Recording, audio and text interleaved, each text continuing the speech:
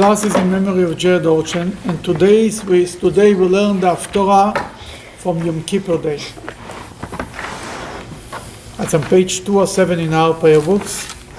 The Haftorah is from the book of Isaiah. It's in the middle of chapter 57 and all of chapter 58. Yom Kippur is a day that we fast. But in the Torah it's not written to fast. What's written in the Torah? To afflict yourself, To afflict yourself. whatever that means. תענו את נפשותיכם. It's not written to fast. The rabbis tell us and how you afflict yourself by fasting. One of the places we learn it, what means the rabbi tell us?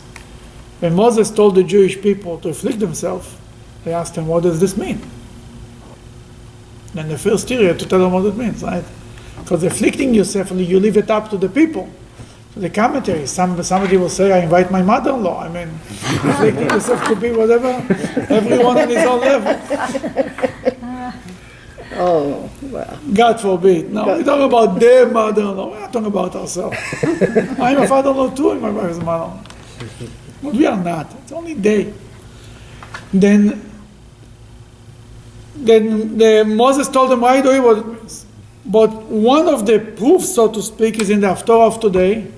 I also think it's in the Parsha of last week. While I was reading the Parsha of the week, while I was reading from the Torah, Moses describes the story of the golden calf. How he was up in the mountain, they sinned, he came down, he broke. And he first writes, I was on the mountain for 40 days and 40 nights. And I didn't eat and didn't drink, and I got the first tablet. Then he says, I went back for 40 days and 40 nights, didn't eat and didn't drink. Why? Because I prayed for God should forgive you. That means that for forgiveness, you fast. May God should atone for your sin. And you can see how Moses links the two things. They're not eating and drinking for 40 days and 40 nights with forgiveness, with atonement for the sin. And we see that because even it's written by us only, you should afflict yourself, but it's written Yom Kippur, that's this word, the Day of Atonement, that's written in the Bible. We see when Moses speaks about atonement, he says not eating and not drinking. Then we link these two things together. Another thing that we learn from this Haftorah is the idea we blow the shofar. It's written in the Bible, in the Torah, it's written about Rosh Hashanah, Yom Teruah Yeh Lachem, a day of sounding. It's not even written the word shofar. We learn it from one place to another place, it's a shofar. But why we blow the shofar? Ask every Jew why we blow the shofar. To do what? Why is the shofar being blown? To get their attention. Wake-up call. To a wake-up call. This is written in today's Haftorah. Also from the book of Isaiah. But most important everything, this Haftorah is the dream of every liberal. It's like, when they read this Haftorah, they smile. They're like, Isaiah attacks, if you want, the whole idea of rituals. I need your prayers, I need your fasting. Take care of the poor, the needy. That's what we need you to do. Does it mean that God doesn't want the prayers and doesn't want the rituals? Then first of all, it's like, when you read this, forever there are many Jews who are busy only between mitzvahs and men, based on these chapters in the book of Isaiah, from the prophets, if you want. Because the prophets speak mainly about the sins between men and men. Why? You don't hear in the prophets speaking about why you don't put on film, why you don't come to shul, why you don't do this, you don't keep kosher. None. Why you don't care for why you deprive the poor, why you don't take care of your brother, why you mean to you this? Because the Jews in biblical times in Israel were ritually religious, but not nice to each other. When they went outside of Israel, we became very morally good Jews, very nice people, but not religious. That's why the rabbis speak more about the rituals, because it's always what we are missing, not what we are not missing. This and much more in this Haftorah, but let's get a little bit into it. It's interesting, the parsha that we read on Yom Kippur, the Torah reading on Yom Kippur Day, is more about what the Kohen is supposed to do on Yom Kippur in the temple. It's rituals. The Haftorah is completely not about rituals. It's like the ultimate contradiction. The Kohen's and the prophet. The Kohen's job was, what's the Kohen's job? He has to offer the sacrifice exactly. This amount of water, and this amount of blood, and this amount of flour, and he has to do it this way, and you have to immerse himself in the mikveh 5 times. It's all about, they made a rehearsal in the temple because he needs to know how to do it exactly. And there were 20 Kohens looking over him like this, they do it wrong. And that's what you're going on in shul. Hey, they read in the Torah, they correct you. That's all the world of rituals. Comes the prophet and he says, rituals. What's with the guy sitting next chair to you in shul? You ever said hello to him? By the way, I spoke about a few weeks ago about Finland, how beautiful it is, and the school system and the education. But an Israeli reporter, went to Finland to write about the education. The taxi driver who took him was a Turkish guy. He told him, yeah, it's a nice country. I said, but I lived 10 years in a building. Nobody ever said hello to me. Cold. And you can have the best education and the most proper people. Nobody said hello to him because he's a foreigner. Then what is really happening? The Parsha speaks about rituals. The Haftorah speaks about morals. The answer is, it's not a contradiction. It's actually complementing each other. A Jew is a combination of two. Because from morals alone, you don't raise Jews. There is many moral people, they don't have to be Jewish. Why there is assimilation so big in the United States? Because it was the stress was only on morality, only on being nice to your neighbor, only about standing up for the pride, for the underdog. You go to college, you meet another child, another student, who is just as moral as you are, and is actually a bigger fighter for Black Lives Matters, and he goes to all the demonstrations, and he is volunteering in the soup kitchens, and he's caring for the homeless. He brings home the ultimate child that the parents raised them, even better than me. I was expecting from his parents to say, "Oh, that's exactly that's my dream." And then the parents say, "Yeah, but what but?" Then we need to be Jewish to raise a next Jewish generation. You must have rituals. That's what keeps Judaism going. Then morality is the spiritual part. The rituals is like the body and the soul. The soul is the morality. The rituals are the body. A soul without a body doesn't go on to the next generation.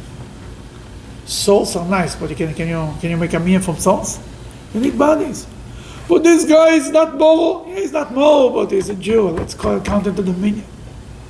Then it's not a contradiction. The Parsha and the Haftorah are actually complementing each other, and a person walks away from shul with this message together. We need to have rituals, and we need to be moral. At the right hand and the left hand, the two tablets. One tablet speaks about the commandment between man and God, the other one about the commandment between man and man. You cannot have one tablet without the other. They're going together. 5 on this and 5 on this. And God didn't write the Ten Commandments on one tablet. He made two. Because it looks like it could be separate. I can take one tablet. There is one of the movies that Moses comes down, one of the comedy shows, he comes down with 15, I have for you 10 commandments, because one of them falls. Okay. It's a good one, yeah.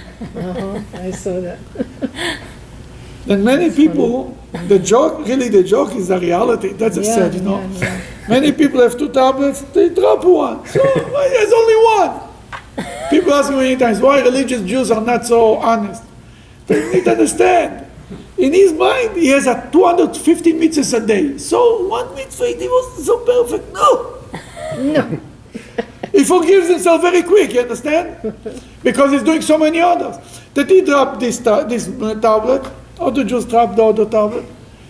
There is two tablets, because you need both of them, and they are complementing, like husband and wife. The two tablets really represents a couple. A couple makes a marriage, makes a life. One by itself doesn't work. Two tablets. You need a Jew is a complete Jew, who has morality, in his spirituality, in his rituals. He has both of them together, between men and God and men and men. Then the Haftorah goes to speak about it to men and men. The Parsha, you read it and you listen on Yom Kippur. Okay, let's start. And the prophet in the name of God declares, make a path, clear the way, remove any obstacle from the path of my people. For thus said the lofty and exalted one who abides for eternity, whose name is holy. I dwell in the supernal heights and in a holy place, yet I am with the brokenhearted and humble of spirit, to revive the spirit of the humble, to revive the heart of the crushed. Okay. First of all, God says, clear the path for my people. What means clear the path for my people? I'm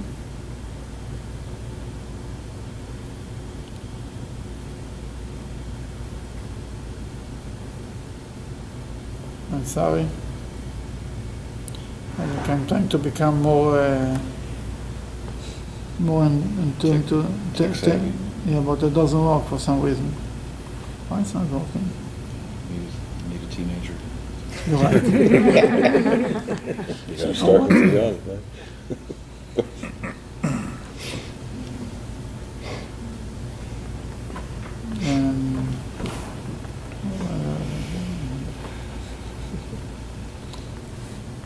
You'll give me a minute. You forgive me, right?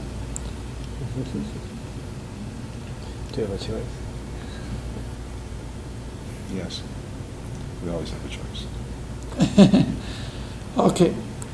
There is the next paragraph that he says, I will, on one end, I'm in the very high, on the other end, the two I'm living, the two I'm, yet I'm with the brokenhearted and the humble of spirit. Where you can find God? In the brokenhearted. God is the lowest. There is another saying, he spoke about the underdog. There is a verse in the prophet that says, Elokim yevakesh et anirdaf. God will always be with the nirdaf, with the underdog. That's that the Jewish people naturally always cited the underdog. It's not because of their experience. Not only, because you remember. No. It's deeper than that. It's because we are like God. God is always with the underdog. Once the Rebbe spoke about, I remember that about going Sukkot to the jails. The Rebbe said that the Medrash says on this verse, God is with the underdog. Even the person who is the language in the Bible, the Torah doesn't use the word underdog. The Torah uses nirdaf. Nirdaf is mean why everybody pursues them. The guy who the pursuer and the one who is being pursued. The runner and the one you run after. And the Medrash says even the one who is being run after is the bad guy. And the one who runs after him is the right guy. God is with another. Means to say, doesn't mean that the guy in jail is the right guy. He's a good guy. He's a bad guy. But the bottom line is now suffering. That is with them. This sensitivity is straight from the Bible. That's why the Rebbe said, there is a Jew in jail. We have to go to visit him, to bring him a lulav, to strengthen his spirit. Doesn't mean he has to leave the jail. But we have to take care of him even in jail. Here, Rabbi Yochanan says something amazing. Rabbi Yochanan was the author of the Jerusalem Talmud. Rabbi Yochanan was the Rebbe of Israel in his time, in the time of in Talmudic times. His Talmud was closed 100 years before the Babylonian Talmud. Talking about 2,000 years ago. 1900 years ago.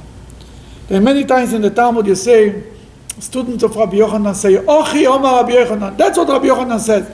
And when you say, this is what Rabbi Yochanan says, it's like laying the law. Rabbi Yochanan says this, and there is no argument.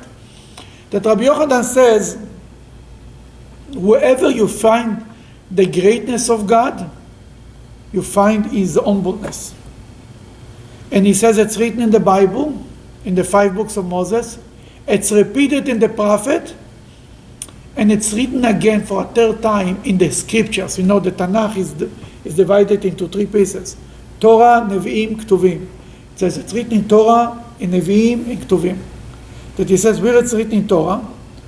It's written in Torah in the beginning of, actually I think it was last week's Parsha.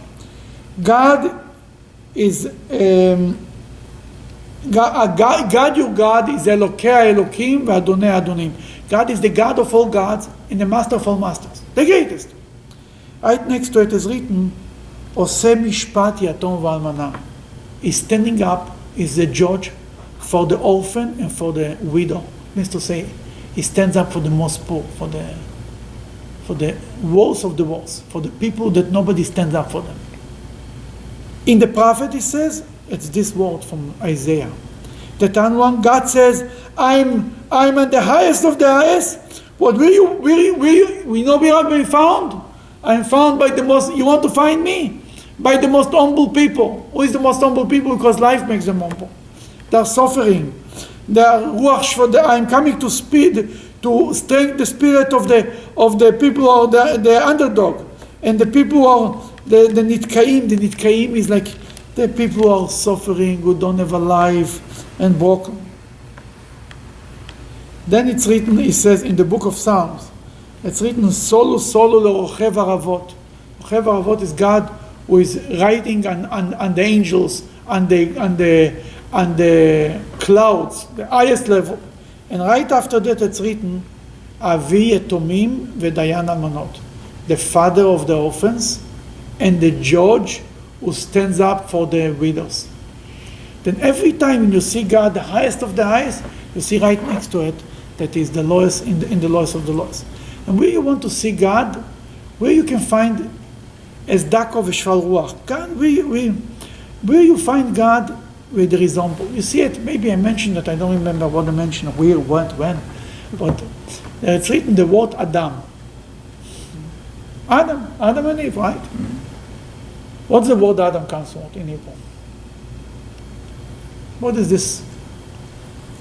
Why we call Adam? Earth. Of the earth. Earth. Adama. Adama means earth. Man comes from earth. There's another verse. Adame le'elyon. Like Adama, the word Adama can be Adame. The same 4 letters. Adame means like the above. Elyon, the above. That a man is a combination of 2 things. You can be like coming from earth, and you're like them. What is really, I'm going to learn this, actually it's coming in a minute. A human being is a combination of two things. The earth, the lowest of the lowest, with the highest of the highest. And every minute he can choose where he wants to go. Here or there. Now, I mentioned that somebody told me it's a contradiction. What kind of a message is it? You tell us we are Adama. We are the Lord. Remember that we are coming from the laws of the laws. On the other hand, you tell us you are like God. But what are we? The truth is it's not even a contradiction. It's complementing each other. When can you get to Adam El Elyon? When you're going to get closer to God? When you look at yourself as your Adama. Who am I? Only when I'm humble, I can enter God. If there is no humble or a spirit of humbleness, a full cup cannot pour anything inside. When the cup is empty, there is space for everything. There's always space for more. People say, I don't have place. He's saying, when you have one room, there is place for guests. 2 rooms, 3 rooms, you don't even place for the bigger the house, you don't even place for yourself. Your parents are coming from out of town, you put them in a hotel. Right?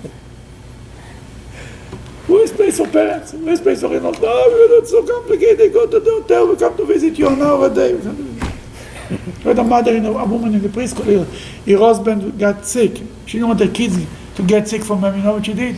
She sent them to a hotel. I loved it. I go, I told Miriam, he deserves it. And if he is going to the hotel, he really deserves it. Oh my God. The more full you are, the less space you have for others. The more you're humble, the more there is space for others. That Adam and Adam Elyon, actually, it's one. It's one comes because the other. We see it on Yom Kippur. Why we wear white clothing on Yom Kippur? When you wear a kittel, white. Why white? Like the angel. Pure. What other explanation? Why white? It's plain. Why white? Clean. White. A holiness. That's what the Kohen Gadol is. Also, when you went there. It's humble. Why? White? Why is white humble? We're talking about humbleness. No. Although it's made of all colors. Why white? Say it. Why when people wear white?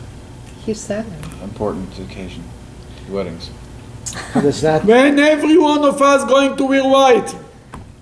On Yom Die. Kippur. Grave. Shrouds are white. Now, what does this mean? Shroud? You dress a person when he's dead. What do you dress him with? Okay. It's A white. cloth? White. Yeah. Then white, really, when you ask a regular, you are so programmed already, you only know about the angels. You ask a regular guy in a regular shul why he wears white, it reminds me the day of death. Oh. On the other hand, we say the angels. That's a contradiction? No. When can you get closer to think like an angel when you remember that you are nothing? You're just dust. Wait a minute. It's not oive. That's the way to come to anything spiritual, to understand that we are humble. That's what Hashem says. Let's continue. Indeed. Indeed. I will not contend forever, nor will I always be wrathful, for the spirit that is enfolded in the body is from me, and I have made the souls. I have made the souls. The spirit, God says I cannot be too much angry because I have made the souls. The spirit that is unfolded, He made the souls. Now, the whole book of Tanya is based on one of this concept. I made the souls, plural. Why it's plural? Because we have more than one soul. See, this teaches us there is more than one soul in every one of us. There is the nefesh elokit and nefesh abahamit. So there are different levels. There is the godly soul and the animal soul. There is the soul who wants to be alive, the soul who wants to exist, and there is the soul who is a part of God Himself above. That got breath into the person, into the nostril of the human being. When you're breathing in, it means you're taking. When I speak, some breath comes out of my mouth, but it's not. It's an outside, it's an external breath, because it doesn't take much effort. I can talk and talk forever. That's the best proof. When you blow up a balloon, you get very tired, because it's coming from inside. That any other creation of the world is a breath of the world. God created the world with words, breathing. But He created, He breathed, it's written, He breathed into the human being, into Adam, a soul, that the inside of God came into him. This soul is a part of God above. And every one of us has two souls. As the animal soul that wants, not necessarily bad, the desire to exist, to be alive. Just with the godly soul, you might die because you fast the whole day for Yom Kippur. You make Yom Kippur every day. You want to be closer to God. What happened really to the two sons of Aaron, that the godly soul took over so much that they lost it. They lost their connection to reality. That's what really happened to them. But that's a whole different story. But the point is, God created two souls. We need both of them. We need the Adam Elyon. We need the Adama. We need both of them, and that's what God created. And we have the two, and that's why we are so. People feel like hypocrites. Anybody who starts a journey to Judaism, he tells you, my friend, tell me I'm an hypocrite. Oh, if you go to Chabad, why you do this? If you're making Friday night dinner, why you do this? I'm an hypocrite. Know what the answer is? You're not an hypocrite. I'll tell you why. First of all, on a simple level, you tell them he's an hypocrite too. If yesterday I didn't help my wife, I should help her today too. To be consistent, what am I? You're an hypocrite. Yesterday you didn't wash the dishes. Today you didn't wash the dishes. What is this? But an hypocrite is, number two, is an hypocrite too, no matter who the Jew is or a non-Jew. Is he holding on to his beliefs every day of his life? Every day? I can find it one day he went a little off. But the main thing, that's the real answer. There are two personalities within us. It's not like the same person. We are not schizophrenics. Don't have split personalities. We don't know what we want. There is two forces within us who are trying to take over us. It's the godly force wants to use us for good things, and the animal force wants to use us for bad things. Two armies fighting over a city. You know, there is the Stadtland in Poland that every week they were under different control. Today it was Hungary, tomorrow it's Poland, tomorrow it's Russia. This army takes over, and you are under Poland. Tomorrow the other army. The person, then we are constantly, there is a war between the two souls. A constant struggle. Yesterday the animal soul took over, fine. Nothing happened. Today it's a new fight. God doesn't want you to be perfect. What he wants from us is never give up. That's what he wants. And you look, you see it on sick people. The moment they give up, this is it. It's a matter of a day or two. It's not giving up. We don't even, but if God wants us to be righteous, he wouldn't give us only a God. God never wanted you to be righteous. God wants from you the fight. God wants people who are fighting, fighters. Not to give up. Yesterday you made a mistake. Yesterday you failed. Yesterday you stumbled. Fine, that was yesterday. This morning I'm getting up, fighting again, and I'm fighting again, and fighting again. That's what God wants from us. Is that why in the world to come, the resurrection, the animal soul, the flesh, is also being part of the like my mind it is thinks only of the soul. What do you think? Both? It's all other discussion. So is it then? It's not so bad that the Jewish people were stiff-necked in some ways.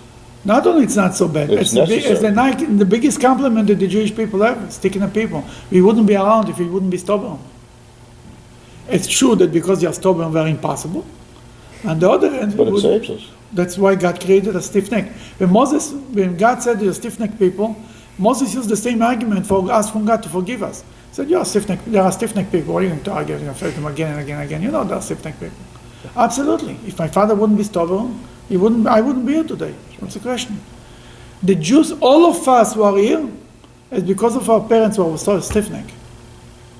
If not for the non-stiff-necked Jews, their children are not here. They're nowhere. It's only the stubborn Jews who hold on to the religion, despite all the forces who said it's never going to work. No, in 2050 there will be no Jews in America. In 2075 there will be no Jews in all this prophet of dooms. You clean it up on the table, you throw it out like this, and you move on. You hold on and you stake it and you survive it. Because Judaism is despite all odds. It doesn't make sense, it'll never have to make sense. Let's continue. For the sin of his greed, as well as for going after the rebellious impulses of his heart, I became wrathful and struck him, angrily concealing myself. I have seen him mend his ways, so I will heal him. I will guide him, and with consolation recompense him, and those who mourn for him. That Hashem says, on one hand, he got upset with the Jewish people because they did bad. But when he sees them that we are repenting, making we amend our ways, God will comfort us and help us. Now he says, go ahead, continue. The Lord, creator of the speech of the lips, says, The Lord, creator of the speech. The Lord is kind of creating a language. Created the speech. And also he creates the world by speech. That means the speech is very important. You create a language, the way you talk, that's the way you behave. The language that you use that affects everybody in the way of thinking and the way of our behavior. And it's a very, very important thing. And then go ahead, can finish this line. Shalom, shalom. Peace, peace to him who is far and to him who is near. Shalom, shalom, לרחוק ולקרוב. Shalom, everyone knows. Here, they translated peace, peace, but Shalom. Shalom, shalom. I remember many years ago I was standing in the holiday service. I started the speech, I said shalom. Why I'm saying shalom? Because in Hebrew, shalom is hello and goodbye. It says hello to the people who just walked in, goodbye to the people who are just about to leave. A little bit, it's based on this line. Shalom, shalom, לרחוק ולקרוב. The Talmud says, an amazing line. Rabbi Avor said it. Rabbi Avor was a rabbi who lived in Israel, in Caesarea. He was from the later rabbis, also a little bit during Rabbi Yochanan time, maybe, yeah, I think so. And he was more, because he lived in Caesarea, it was considered the city of all the Romans lived there, the elite. It was the Washington DC of Israel. And the elite Jews were living there too. Then what is Rabbi Avor says? Rabbi Avor says, the same verse is being translated by many rabbis in different ways. Rabbi Avor says, God says, welcome to the Rachok ולקרוב. What is Rachok? Rachok. Far. And Karov? Near. God says, hello to the far and to the near. Who you say hello first? To the guy who is near or the guy who is far? Karov, who are you speaking first? I'm saying hello to you, then say hello to her. And then the guy who is... Hashem says, hello to the Rachok before the Karov. To the Jew who is lost, we say, Hashem says hello to him before to the Jew who is close. God listens to the Jew who is lost before he's Jew. Who says this? Rabbi Avor. Rabbi Avor is a man who dealt with this kind of Jews. And he took this verse from Isaiah and he says, you know what Hashem is saying here? God says hello to the people far before to those who are near. That's what God is saying. L'rachok v'l'karov. Then many Jews come to Shul on Yom Kippur. God says hello to the guy. He says the first time he says, hi! And the guy who comes to regular every show says, guy, what's up with me? You're here every week. It's like you missed the one that's and the one is close, right? What? You missed the You person. missed the one who is far, but the message is not only about God, it's about us to go out and reach out. Really, that's, if you want, that's the message of Chabad. The Rebbe is to walk, is going to Haftorah in 770, and he saw one Jew who looked a stranger, out of place. He got the attention. The rest of the black hats, get them out. Just for decoration. L'rachok v'l'karov. That's what the prophet is saying. The Jew is far. That's what you have to bring him in. And Rabbi Abba spoke from his experience. By the way, he was the one who once spoke about it. That's online, a whole class. He created the way we blow Yom Kippur, blow Rosh Hashanah, the shofar. He established the system, everything. That's all. But Hashem says, I'll give shalom to the far and to the near, and I will cure them. Go ahead, continue. But the wicked are like the raging sea, which cannot be still, and its water whirl with and mud. There is no peace for the wicked, say my God. There is Cry no peace for aloud. the wicked. It means to say they cannot find peace. They are not happy. People want more and more and more, and they cannot find happiness. They think they'll do this, they'll travel, they'll go on the moon, they go there, they go on the sun. And the earth is too small, then they go on a cruise, they finish a cruise, they'll try biking, they finish biking, they try the other, every other 2 years is another hobby. They don't find happiness. Because you have to find, happiness is in spirituality. Happiness is right here, not anywhere. Many Jewish kids go to the Dalai Lama and they go there and they think it's in their own backyard. Okay, now God is speaking, so to speak, to the prophet. What is he telling him? Cry aloud, do not restrain yourselves. Raise your voice like the shofar, and tell my people their transgression, the house of Jacob their sin. Okay. קרא בגרון. Cry aloud with your throat. The throat is the one that can be louder. Do not restrain yourself. Don't be afraid. Raise your voice like a shofar. That's one of the places that we know that you raise your voice like a shofar. That the shofar is here as a wake-up call. But why it's like a shofar? What's the point? Why is the Torah comparing the sound of the voice of the prophet to a shofar? The shofar is, the God tells to a person, if you want to reprimand the Jewish people, you have to be like a shofar. What is unique about the shofar? Its sound is primal. It's a simple sound, first of all. But the shofar, you ever saw a straight shofar? Shofar is bended. That's a difference than a shofar and a trumpet. Trumpet, exactly. If you want to reprimand Jews, you better be bended. Be humble. Nobody's going to listen to you and say, oh, you should do this. You have to be bended. You have to be humble. You have to be broken. And the shofar has to be a sound, and only then you can be a shofar, the shofar for God's words. Only then God can speak through your mouth. Raise your voice and tell my people their sin and the house of Jacob. No, then my people their transgression, what he says? Their transgression in the house of Jacob, their sins. What's the difference between my people and the house of Jacob? What Israel? Could be. We always see in the Bible, house of Jacob. House of Jacob. Speak to the women first. That's You right. remember? It's written, God tells Moses, Koi soimer lebes Yaakov. That's what you should speak to the house of Jacob. Betaged lebnei Israel, and tell the people of Israel. The Talmud says, the house of Jacob is the women. The people of Israel is the men. The house of Jacob used to speak Tomar, should speak a soft language. To the sons of Israel, Taged, speak harsh word, give it to them. Based on this, the transgression, that's my people, means the men.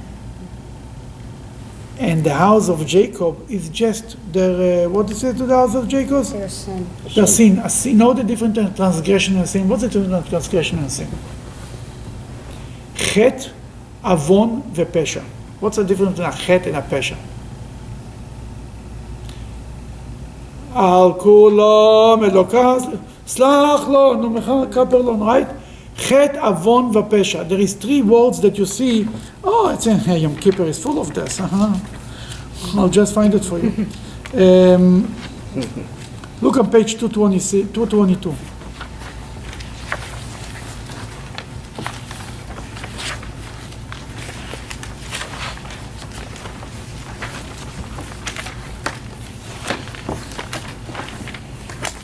It's in many places, but this is one of them.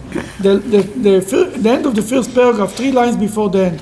To have mercy on us and forgive us on all our sins, grant us atonement for all our iniquities, and forgive and pardon us for all our transgressions.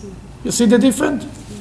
Transgressions, sins, and iniquities. There's a sin, there's an iniquity in the transgression. What's the difference between these three? Then we'll talk about the main two. transgression and sin. Transgression is something that I do purposely. I did make a decision to do it wrong. Sin, chet, is a mistake. I missed something. Even iniquities is a mistake, but chet is even more. I didn't do it completely. It was inadvertently. I didn't mean to do it. It was an accident. It was a mistake. I didn't know enough. And God says, to the men, you tell them their sins, their transgressions, what they purposely did wrong. Beit Yaakov, the house of Jacob, if they did anything wrong, it's just a miss. They missed it. Well, the house of Jacob was the sins. Do I? But Sin the is a transgression Is the man transgression is stronger than the sin. much stronger? It's also in the I thought it's the opposite. That's what I thought.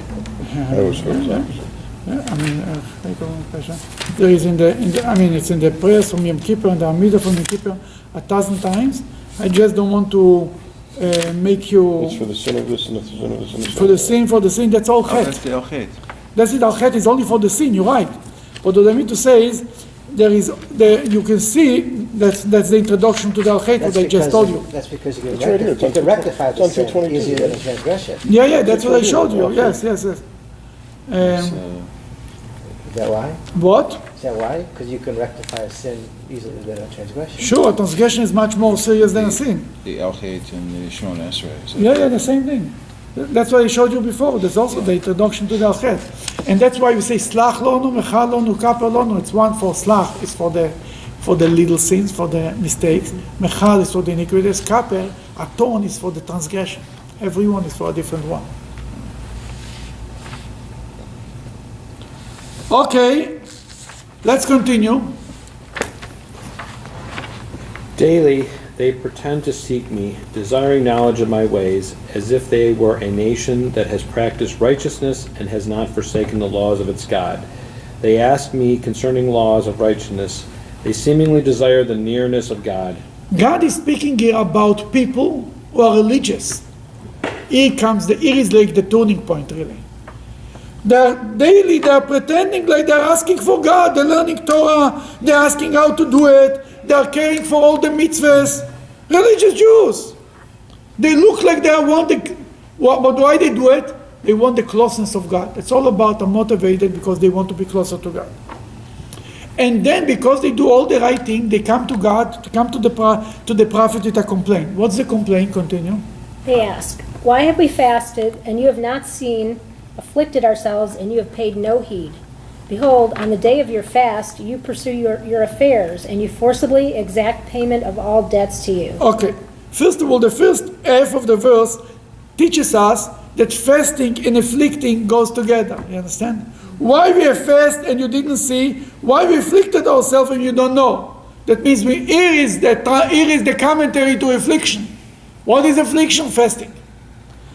But It seems like there's fasting, but there's also afflicted ourselves. Is there something else? No. You made that, yeah. Like So maybe not drinking? Like we not. No, eating and drinking is all a part of fasting. Not wearing leather shoes is afflicting. Not having relations, not to take a shower. That's only a part of the affliction. Then it says that they complain why we are fasting. We do all the right thing. We are fasting, and you don't even listen. What's going on here? Something in the system doesn't work. That the second half of the verse, God is answering to us. On the day of fasting, you are pursuing your needs, right? What is he saying now? Where is it? Behold. You pursue your affairs, Yes. and forcibly exact payment of all debts to you. You are collecting payments from people that you cannot afford it. Continue.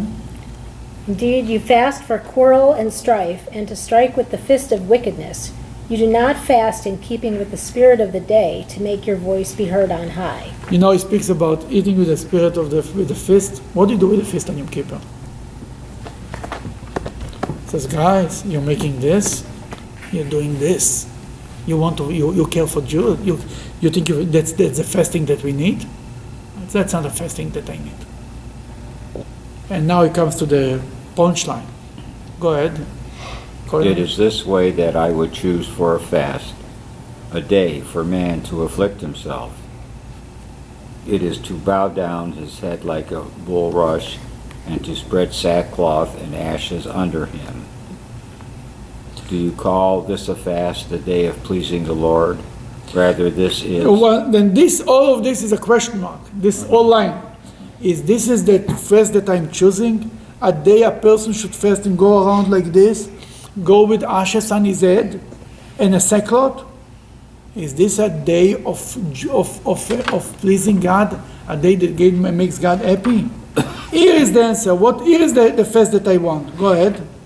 Rather, this is the fast that I would choose. Loosen the fetters of the wickedness, undo the bonds of oppression, send the crushed to freedom, and break every oppressive yoke. You see, God doesn't say, I don't want fast. But He says, I want a fast that is covered with actions. That you can back it with good behavior. That's a fast that I want. You know, it's the same thing it was about sacrifices.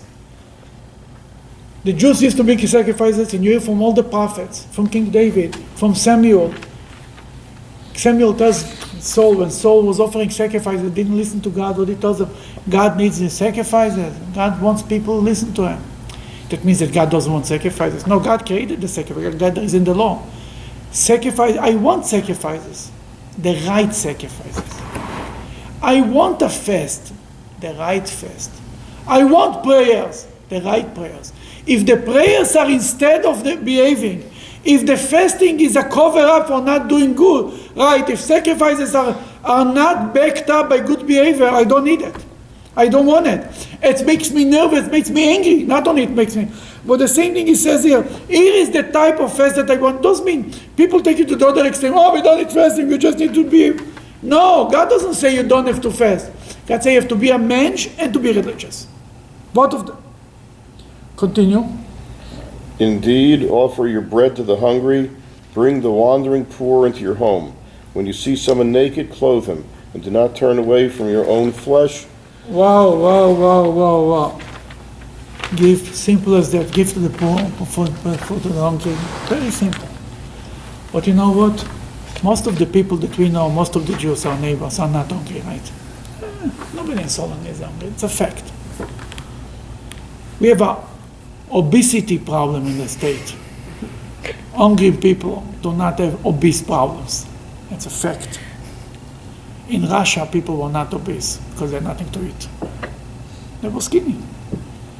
Obesity is a problem, but it's not a problem of hunger. Yeah, because they're poor, they don't have food. I know all this. Nobody is hungry. That's a fact. 99% of the people are not hungry. Finished. Get it to people should get it in America at least. Thank God, Baruch Hashem, most of the people are not hungry. What does this mean for us? The Torah, there is another part, I think from the Jeremiah or from Isaiah. He says, there will come days, nobody will be hungry for bread.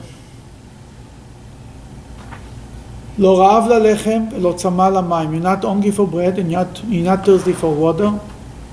Ki im lishmoa dvar Hashem, to learn the words of God. People are hungry spiritually. They are deprived spiritually. They are very skinny spiritually. And here it says even more. When you see a naked person, what means a naked person? Dressed. You're hungry for Torah and naked for mitzvahs. The Torah is compared to food. You will come to a class, you learn something, you walk away with it, you eat it. It's in you. Mitzvahs is compared to clothing. You put on the tefillin, it's on you. You take off the tefillin, it's off for you. You see a naked person, he doesn't put on tefillin. He never did it in his life. He never did a mitzvah, he never ate a matzah, he never lit candles. You dress him. Every generation has a call. The generation before us, our fathers, we were talking, the Jews who came to America were refugees, poor, they didn't have what to eat. That the whole the federations, there was all the right thing to do, the Joint and the Ayas and the whole good organizations who did, the Naamat and all of them, were to feed the people. The Jews in Israel were hungry, the Russian Jews were hungry, the refugees who came from the Holocaust, we had to take care of them. Thank God we live in a generation nobody is hungry. these problems are not there. We have to utilize all our efforts, all our funds, all our finances, everything to save a Jewish child. He should be Jewish. He's fed, he's happy. But he's hungry for spirituality. He might be lost for spirituality because he doesn't even know that he's hungry. And that's the message for us in our generation. And for this you need a Rebbe in every generation to tell you what to focus on. Usually we always focus on the one generation before. They're always, because the generation, until it takes time until the generation gets the message. By the time they get the message, it's over already. It's already too late, kind of. Many times it's very sad, but you always wake up a little too late. Then the message of this generation, the Rebbe started outreach in the 50s. Chabad now is big, but you know what? A little bit, too little, too late. That's what it is. Now, shekoyach. And 80% of assimilation. Now there is a lot of Chabad rabbis. It's nice, but the Rebbe wanted in the 50s, not in the 2017. The Rebbe sent out Chabad. The first Chabad rabbis went to Morocco. There was a lot of Jews there, huge poverty, and he saved a lot of Jews to Yiddishkeit and everything. They barely established themselves for 10 years. In the 60s, the Jews in Morocco started to live. Go to France, they went to Israel, they went to other countries. You know what I mean? It's like the message of our generation, the call of our generation is dress the naked, feed the poor with spirituality. Nobody is hungry. It's nice if you invite them Friday night dinner for break the fast, for the meal before the fast. But while you break the fast, give them a little bit spirituality in the meal. Top of page 208. Then will your light break through like the dawn, and your healing speedily sprout forth. Your righteousness will go before you, and the glory of the Lord will gather you in. Beautiful. Then. Continue. Then when you call, the Lord will answer. When you cry out, he will respond. Here I am. If you would but remove oppression from your midst, the threatening finger and malicious speech, if you would open your heart to the hungry and satiate. Okay, then what he says here is, when is God going to hear you? When you care for others. Physically, spiritually, when you care for others. And it's not only about me. If it's me, God says, if you're selfish, why should I care for you? And I do something for another person. Oh, now we're talking. If you take care of one of my children, now we're talking. Physically or spiritually. Continue.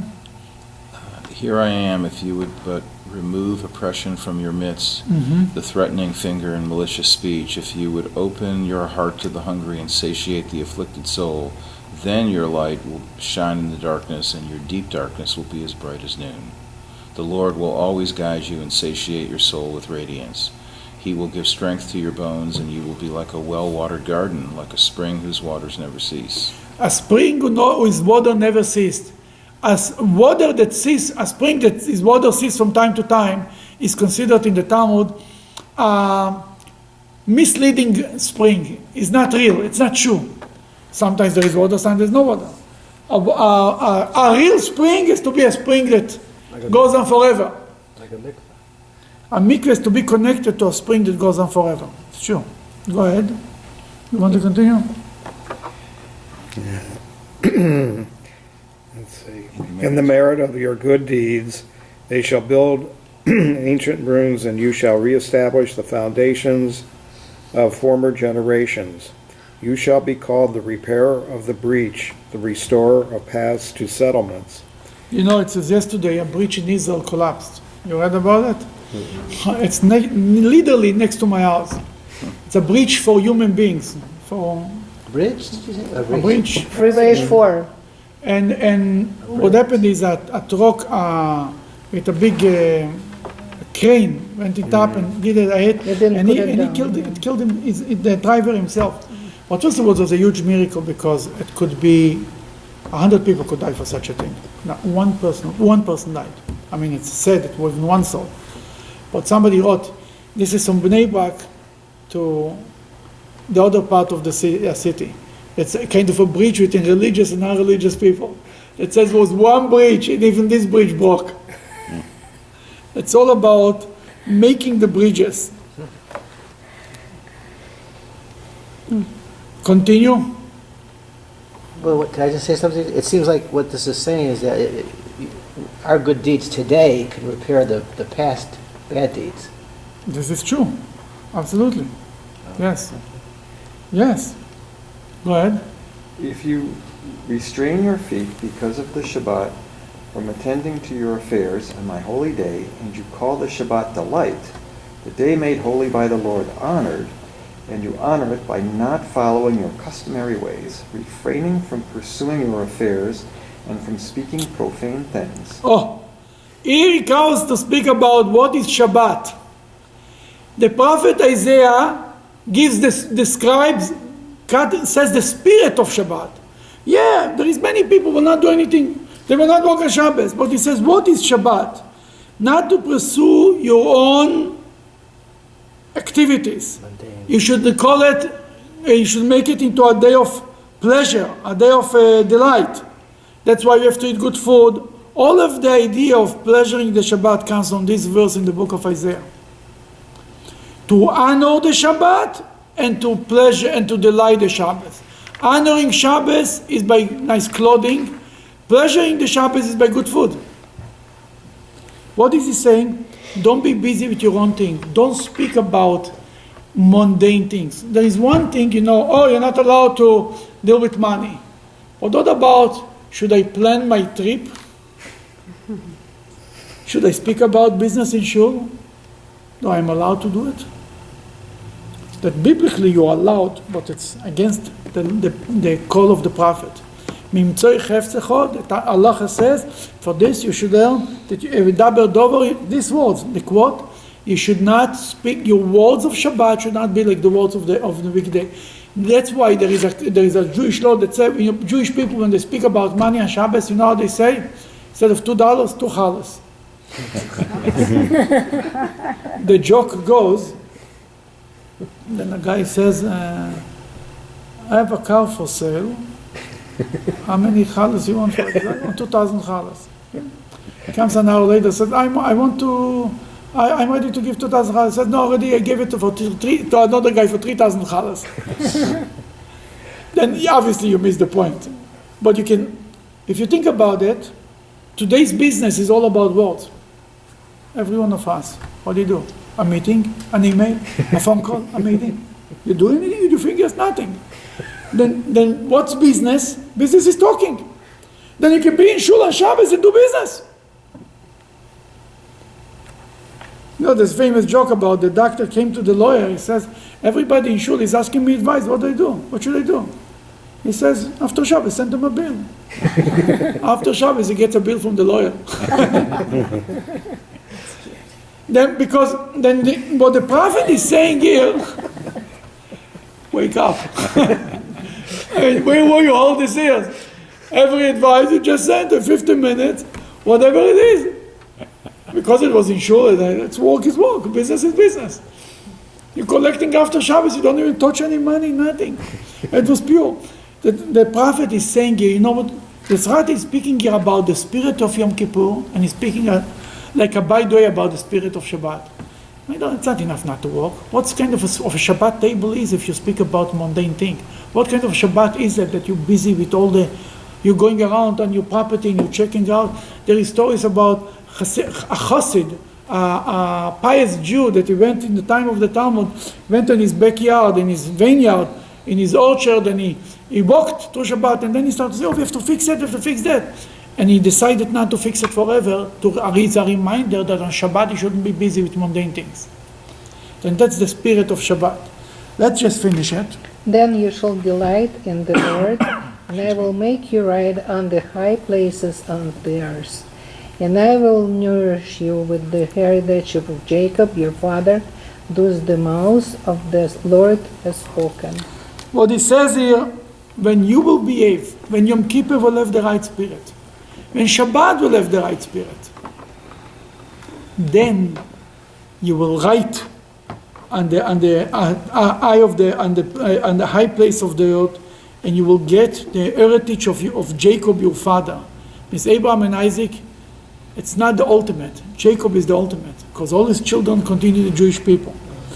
And the prophet says this is the word of the mouth of God, from God's mouth. That's what God wants from us. Then it's all about this Haftorah. It's all about, guys, don't be only busy with the rituals. Don't forget of the spirit, the message that the rituals have in them. That's what time is it out today?